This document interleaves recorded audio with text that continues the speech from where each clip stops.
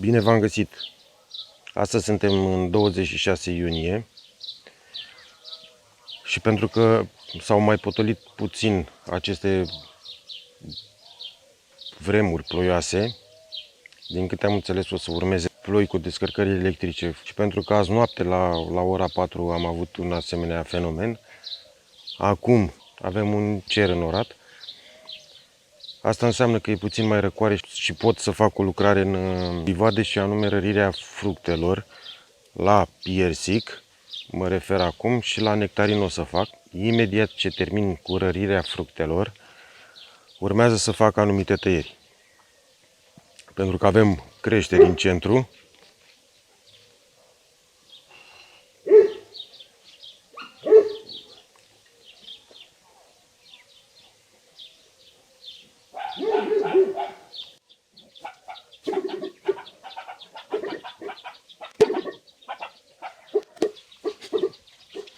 Pentru că avem și ceva creșteri în centru. Înainte să rărim, o să scot o piersică de aici, o să fac o verificare. Rărirea piersicilor se începe când sâmburile este lemnificat și la mine a trecut ceva timp de când trebuia să fac rărirea.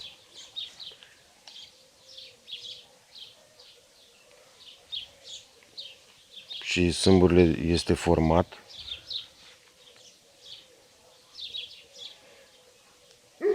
E ceva cam târziu, dar au fost ploile, n-am avut timp. Și voi folosi această foarfecă și acolo unde este nevoie să tai lăstari. O să fac rărirea în același timp. O să tai lăstarii cu teșitura asta de la foarfecă. Și dacă nu pot cu mâna, o să tai cu foarfeca. Deci e vorba de teșitura aia.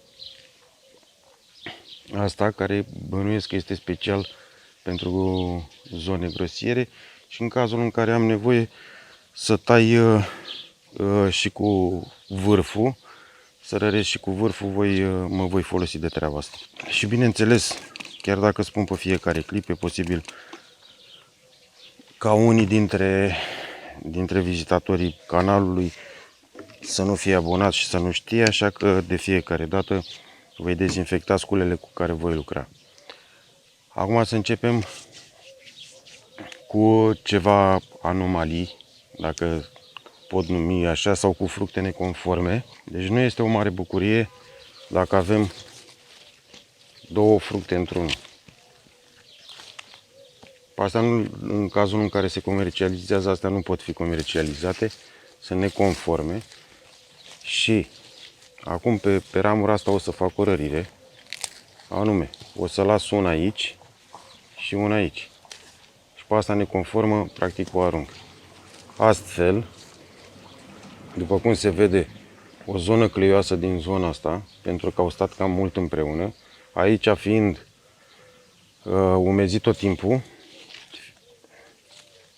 se formează și se instalează diferite boli. În primul rând este vorba de monilioza laxa. Este o boală de ramură și de scoarță, de fapt. Și această monilioză emite clei. Zona asta va fi afectată pentru la anul. Aici nu se vor mai dezvolta mult. Aceeași chestie se întâmplă și în zona asta. Pentru că sunt apropiate, sunt gemene, o să le las pe amândouă acolo. De ce se face rărirea asta? Un alt exemplu este pe continuitatea asta, care n-ar fi trebuit să fie ruptă. De ce se fac aceste răriri? După cum se observă, aici ele se împreunează. Stau una lângă alta și în momentul în care avem umiditate crescută, în zona respectivă de intersecție se creează acele boli și pe lângă bolile create și șupercile adunate în zona respectivă, moliile și în general insectele dăunătoare, dar în special molia, își face apariția unde acolo își lasă larvele, pentru că este în siguranță în momentul în care sunt împreunate, sunt intersectate. După cum se observă și în zona asta, amândouă se intersectează și stau una într-alta. La una trebuie să renunțăm pentru a evita această problemă de infecție. Odată intră molia care înțeapă. Rărirea eu o fac undeva la o palmă. Nu știu dacă mai are efect această rărire în momentul ăsta, pentru că e destul de târzie. Deci ea se face în momentul în care, și mă repet, în momentul în care începe sâmburile să se lemnifice. Ia uitați ce avem aici. Pentru că au fost împreunate, nu știu dacă se vede, fac eu în așa fel încât să se vadă. Pentru că au fost aproape una de cealaltă. Aici s-a instalat, începe să se instaleze monilioză și alte putregaiuri. Deci, unde se intersectează, aici, după cum se vede, de să intre molia și după aceea e simplu treaba,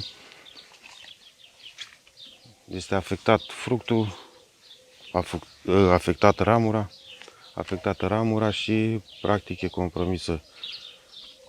Aceeași chestie o avem și aici. Astea sunt ramuri mixte scurte, după cum se vede. Se mai șir pe scoarță, așa că voi folosi foarfeca pe care am dezinfectat-o ceva mai devreme. Și aici geamăna o las. Pe ramura asta scurtă, la fel voi face, cel puțin așa fac eu, nu știu dacă sunteți de acord cu ceea ce fac eu. Ideea e că de fiecare dată mie mi-a ieșit ceva interesant de câte ori am intervenit în livadă. La fel și aici aceeași problemă, avem una dublă, geamănă, astea două se intersectează, așa că voi renunța la asta, să rămână una singură, pe care să o facă mare și sănătoasă. Aici am de rărit ceva mai bine, gemenele, în primul rând.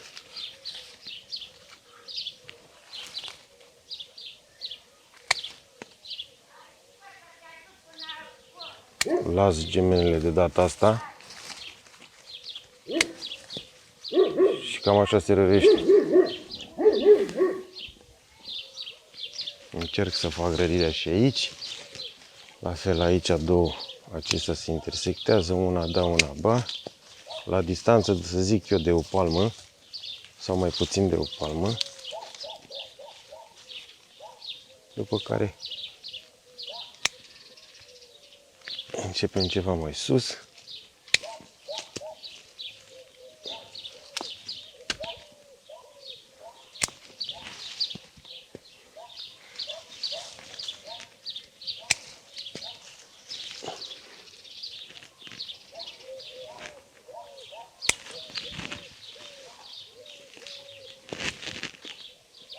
Aici sunt gemeni. Și totuși e mult și am lăsat destul de mult. Aici mai trebuie asta. Cam așa. O să continui să răresc piersicii ăștia, după care voi reveni cu tăierile. Mai iau un singur exemplu, după care mă voi opri.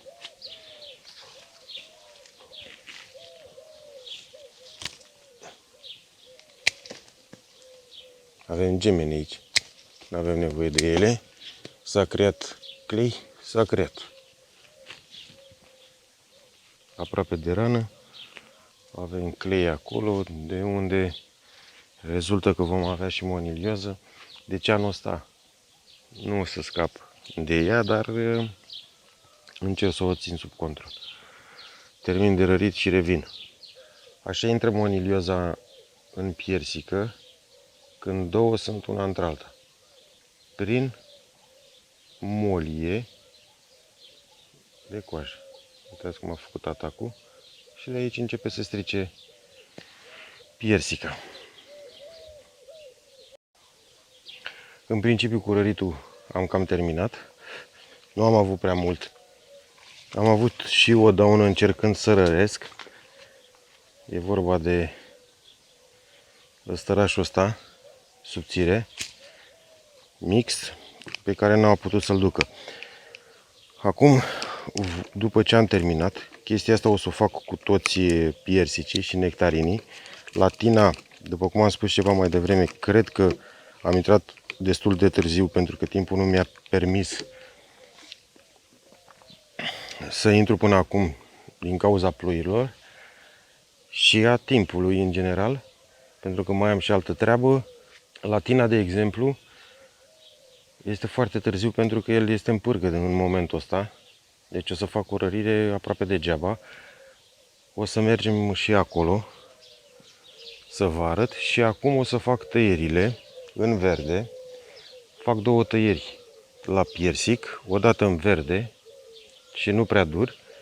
Și tai ceva mai dur în primăvară, în momentul în care mi-aleg lăstarii care să producă în anul respectiv.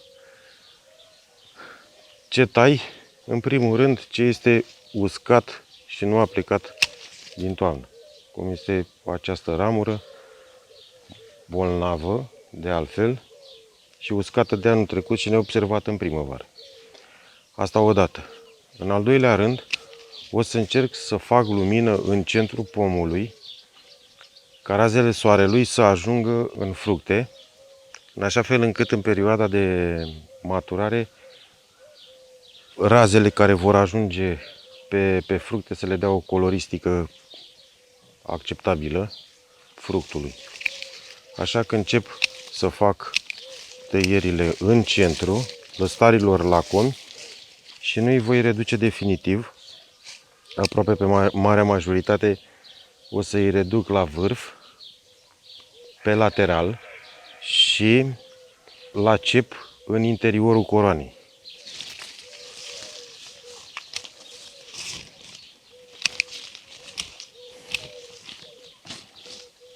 Aici suntem în centrul coroanei. Avem un lăstar cu rod în zonă pe care vreau să-l și păstrez. După care o să încep să reduc la cep alte ramuri cu fructe pe ele. Iar cum este acesta, nu știu dacă se observă, o să-l tai la cep. De ce îl tai la cep? Pentru că am nevoie ca din zona de centru, nu cele care vin în interior, dar cele care vin în exterior să-mi plece cu o altă șarpantă, care în timp le va înlocui pe astea principale. Adică, practic, încerc să întineresc piersicul în așa fel încât să ducă mai mult de cei 15 ani maxim.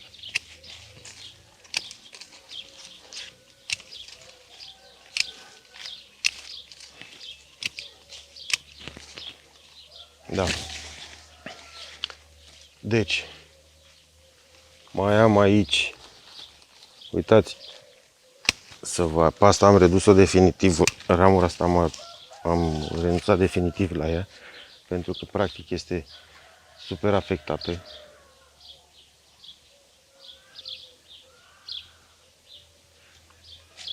Și așa cum am spus, din laterale, în timp, o să păstrez ramuri care să-mi înlocuiască șarpantele principale. Ca să dezmint mitul celor 15 ani de viață ai unui piersic. Aici am lăstar întreg în care nu am niciun fruct. Pe de altă parte, nu știu de ce,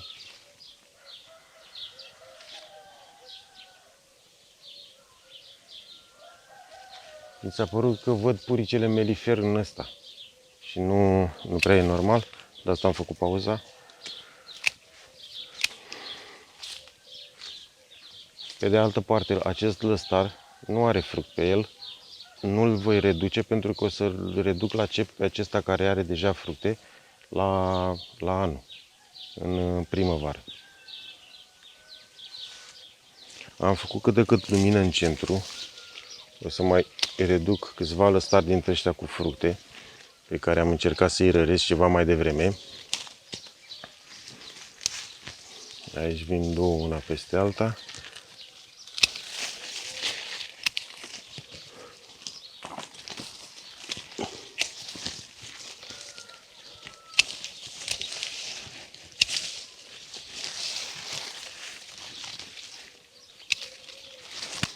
Așa.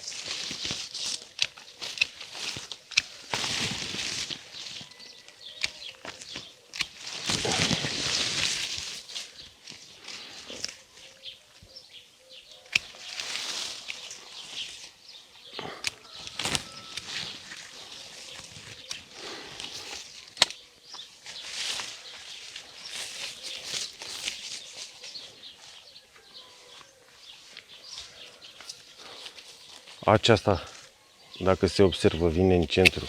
O voi tăia la cep. Am deja și ramuri anticipate. O uscătură de anul trecut.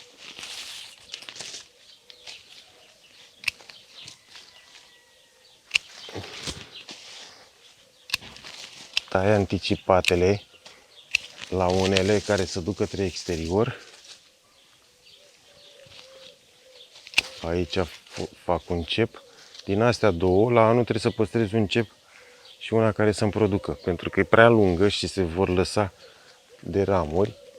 O să o scurtez undeva la jumate și pe asta o să o tai la cep de acum. Așa. Lateralele, după cum am spus ceva mai devreme, doar le voi scurta puțin vârfurile unde este cazul.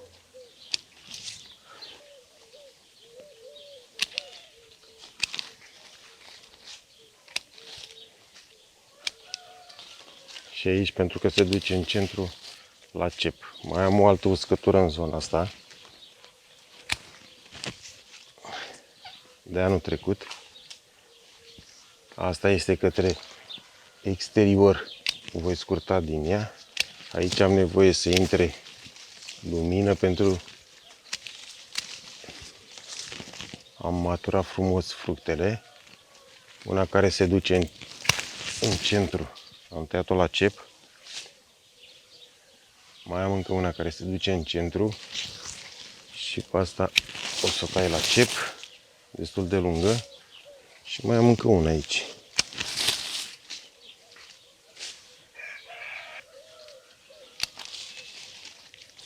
Pe partea asta am cam terminat. Mai am aici centru. La cep.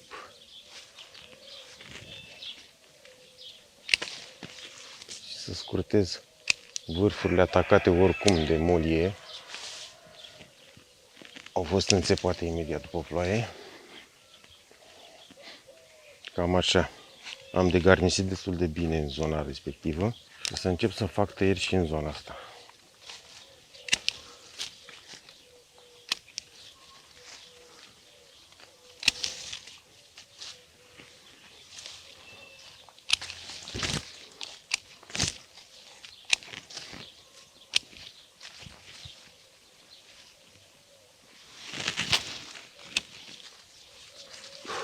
Asta se duce în centru.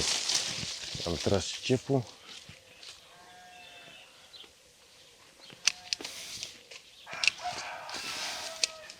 Mai mult. A trebuit să iau scara pentru că mi-a trebuit la rărit.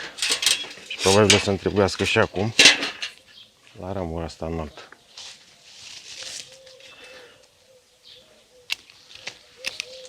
Avem anticipate aici. De asta am nevoie pentru la anul. Dar tai anticipații. Aici fac un cep. Aici scurtez. Asta este bună pentru la anul. Pentru că aș pleca cu ea. Pentru a forma coroana.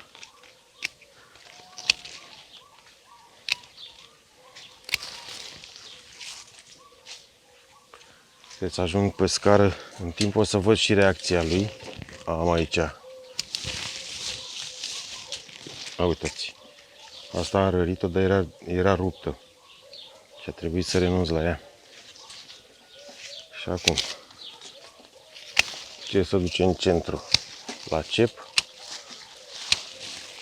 ce rămâne în lateral la vârf.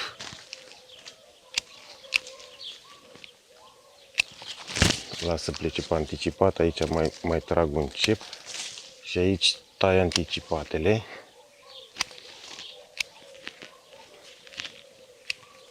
Și plec pe anticipat asta. Primăvara văd mult mai bine cum trebuie să tai lăstarii. O să mut camera și în partea aceasta, o să fac partea de jos, pe care mă mut probabil cu scara în partea de sus.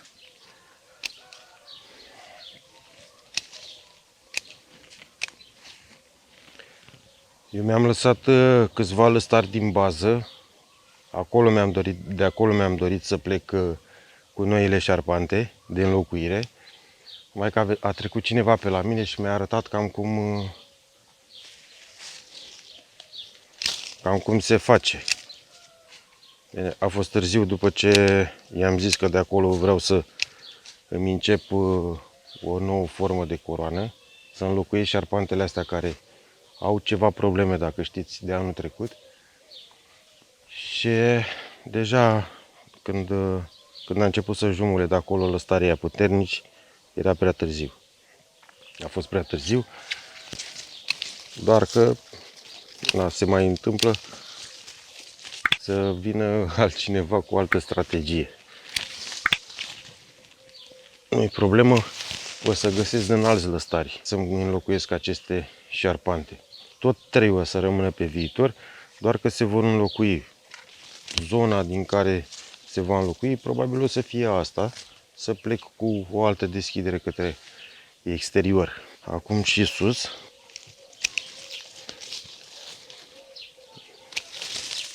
Anticipați pe lăstarul ăsta pe care vreau să-l păstrez.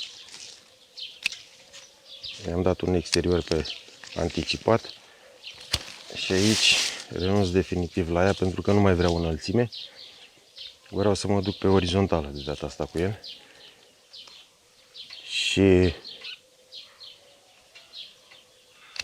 Și cumva dacă o să am un lăstar bazat ceva mai jos, o să reduc din coroană. Să scap că problema principală pe care am avut-o, dacă ați urmărit clipurile, am avut-o în zona asta și aici multă uscătură. O să vin pe următoarea porțiune de șarpantă, care este și ultima. Asta se duce în centru. Cep.